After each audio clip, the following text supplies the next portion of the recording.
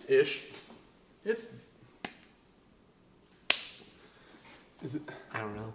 I'm assuming it's on. I can see a green light. It's on. I'm sure it's plugged in. I plugged it in today. I'm sure it's plugged in. We got 5 minutes. We got 3 minutes to shoot this whole video. All right, welcome back. We're the Bourbon Junkies. I'm Dan. I'm Sean. He's Sean. Oh, and tonight. Well, this is a rye specific video. And guess what this video is? Ryes you need. In your whiskey collection. Yeah, that too. I'll finish this end. All right, I figured.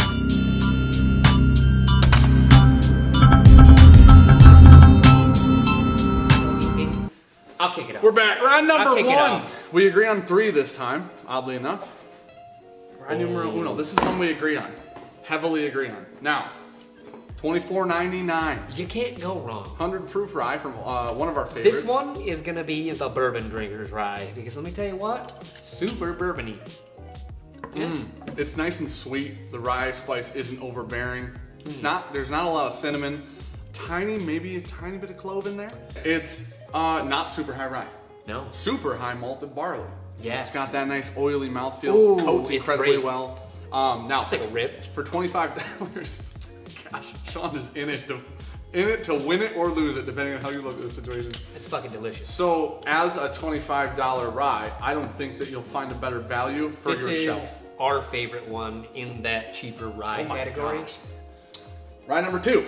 You want to go on to one? Let's go on to one we agree on. We agree on this one? We'll stick to the ones we're agreeing to. We'll start with the agreed. $50. Spoiler, Dan was wearing this shirt on the bourbon video. It was like a memento. It was like a Easter egg. It was like a just NF'd him. It was like a plot twist. I got no. I'm just reaching. I can see your wheels. Okay. I can smell it. So Pikesville rye. This one is barely rye. Old barely legal, as a lot of people call it. 51% rye. Heaven Hill makes this product.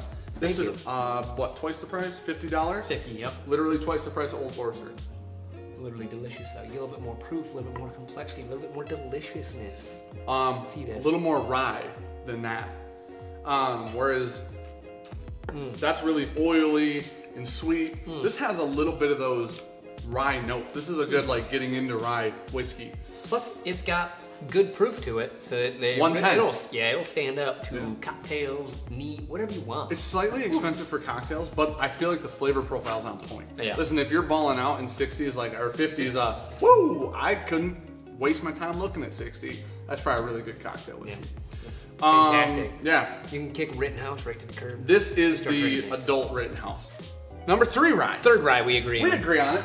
We'll go here, even though I don't feel like this is categorically correct. Asterisk. This is a WILLET 4-year. Yeah. Listen, Sean and I, let's say pre-WILLET. Yeah. Our pre-WILLET experience. We didn't know. We see the bottles, we're like, oh, those are cool bottles. Yeah. We hear about the whiskey, we're like, it can't be that good. We've been wrong before. It can't be. You know what I mean? We've definitely been wrong before. So here's the difference. Oh, yeah, this is... They're cask strength. Batches, proof to batch proofs are a little different. This one's 110 or 113, 113.8. This is a treat. Way more rye. Oh yeah. Way more rye than both of these. Combined. If you want to step up like the spice game. The complexity is just crazy. A little mint. That drink's so much less hot than Pikesville, and it is 3 proof hotter. I mean, so it's pretty close. So 3 proof, 1.5%. That's pretty much a toss-up, no, but I completely agree. I think it's 3% actually. 3 proof, 113. Oh, yep. I did read that right. But the thing about it is, this is probably around 50, 60 if you can get it at the distillery. If not, probably like, what, 70 secondary? 70-ish secondary. Worth every cent. I got 2, yeah. There's 2 on the shelf over there. This one bats so far out of its price range. This crushes $100 ryes. Yes, easily. Crushes. If you blind this, there's a nice amount of clove, there's nice heat and warmth in it, but it's not so hot. You can't, like, it's hot in here right now. Yeah. Still drink that, it's delicious. Yep. Nice clovey, still. Doesn't make you a little warm under the collar. The sweet notes, I would say, is more like a baking spices. That was immediate. That and the Old Forester rye are by far the ones we agreed the most on. Yeah. So. Right, man. Well, I want to make room. I want to make I'll get one. Did I get this one? Yeah. One we don't necessarily agree on. But so here's the thing. Actually, every one that we both pulled, I enjoy. Yeah. So, Bullet 12-year. MGP whiskey. Bullet 12-year rye. 95.5. Real high rye. Here's the crazy part. Twat you saying there?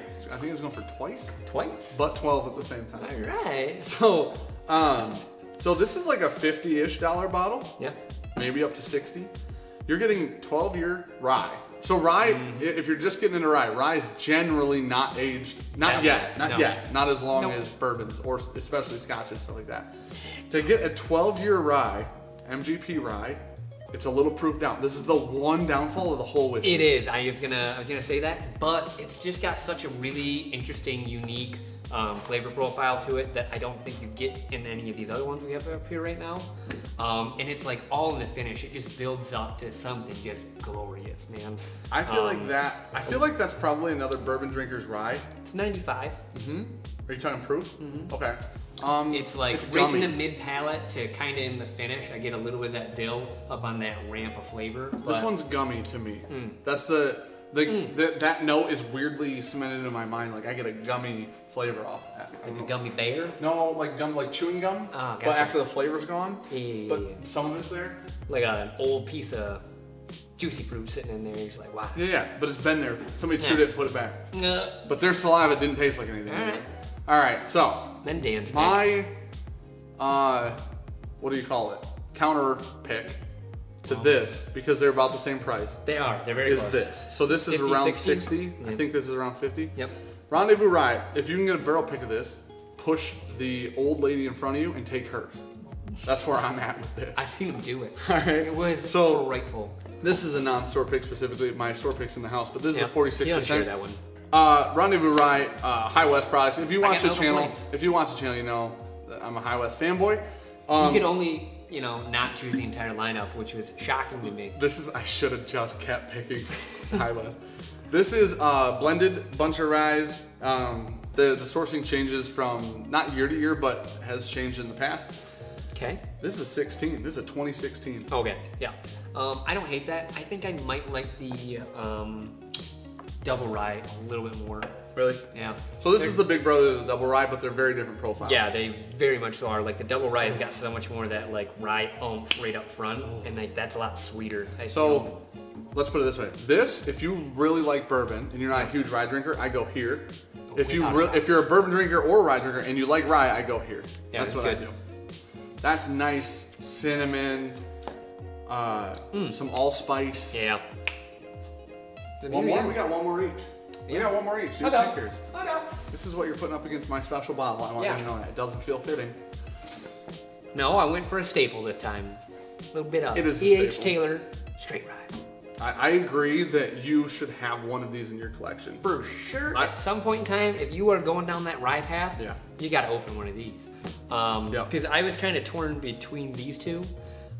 This one's a little bit more expensive than this one, but this just has such a different flavor profile than what you're getting out of the Bullet 12. Yes, this is more stereotypical rye. It's right up front. It gets you, and you're like, oh. So you know what? I didn't think about it till right now, but you know how people say stereotypical bourbon, right? Like you got the cherry vanilla, stereotypical bourbon notes. This is a stereotypical rye to me. If I think rye, this is 100 proof. It's a nice proof point, I guess you'd call it. If I'm sitting down and I want to drink a nice rye, just really enjoy it, it smells like cinnamon toast is what it smells like out of the bottle. Taste that. You're not gonna lie.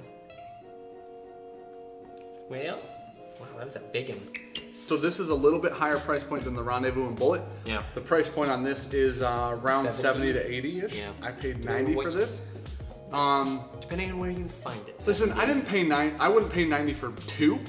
No. I'd pay 90 for one. Let's put it that. That's probably good. I really think that's a fair way to put it. I think that this is another bottle that's worth finding if you can, and I think it's another one worth drinking if you can. So. For sure, try to find one. I think that the insanely better, bigger, faster, stronger, more delicious, shocking, incredible. Oh my gosh, High West. Fantastic, beautiful. I'm running out of adjectives. Perfect. That's probably a good way to put it. So, Midwinter Night's Dram.